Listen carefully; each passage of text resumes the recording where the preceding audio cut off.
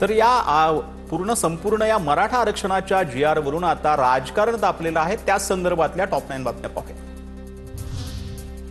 मराठा आरक्षणाच्या GR बाबत गुणरत्न सदावर्ते पुन्हा आक्रमक। आपल्या अनोख्या शैलीतून जरांगेंवर निशाणा। गुणरत्न सदावर्तेंची जरांगे पाटलांवर गाण्यातून टीका।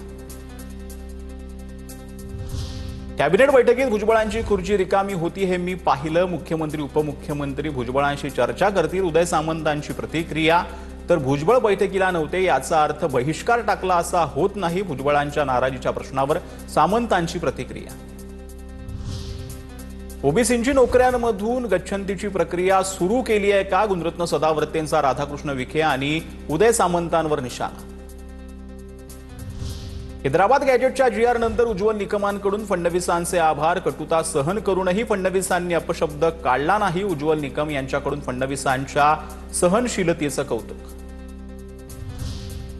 भाजपा दुतोंड्या गांडूळ। जरांगे मुंबईत आल्यावर भाजपची भाषा हीन दर्जाची होती। फडणवीस सोडून सर्व भाजपच्या नेत्यांनी घाणेरडी भाषा वापरली। राऊतांचा हल्लाबोल।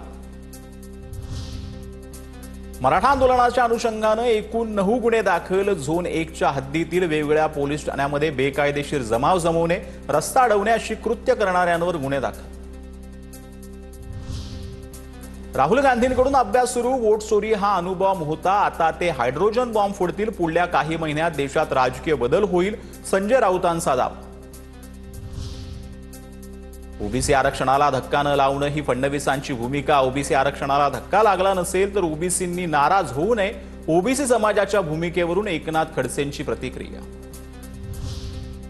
ओबीसी महासंघ तज्ज्ञांशी चर्चा करणार। सरकारनं काढलेल्या GRचा संपूर्ण अभ्यास करणार। साखळी उपोषण लगेच सोडणार नाही।